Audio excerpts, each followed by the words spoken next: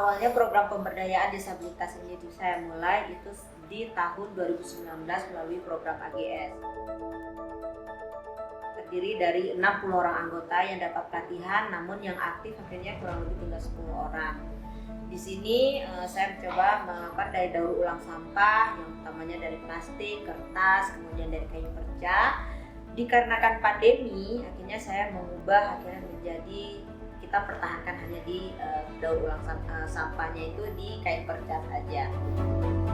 Sekarang alhamdulillah dari sekian sudah berjalan kurang lebih 2 tahun, kegiatan ini sudah banyak yang mendukung, salah satunya juga dari support dari Baitul Mal yang di tahun 2021, sehingga saya 2021 itu kami peruntukkan untuk membeli juga sebagai aset kelompok yang tentunya itu ada 2 unit mesin jahit, kemudian 1 unit mesin obras.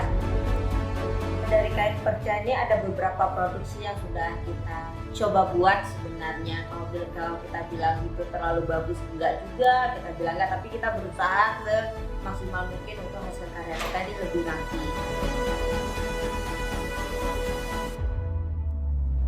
Itu ada kita buatnya dari kain percanya seperti meja zigzag ya, kita namanya kan zigzag karena memang warnanya itu agak sedikit warna-warni. Kemudian kita juga buat tas atau sling bag, kalau tidak sebenarnya sling bag. Kemudian kita juga buat tas untuk botol.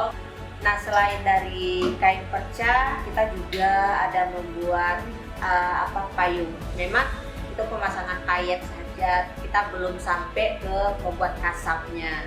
Karena kita sadar bahwa nggak mudah juga teman-teman disabilitas untuk membuat hasil karya kasap yang mungkin yang bagus sekali, tapi setidaknya dari membuat payet ini kita juga sudah ada pesanan juga, teman-teman sudah mulai bisa membuat payet.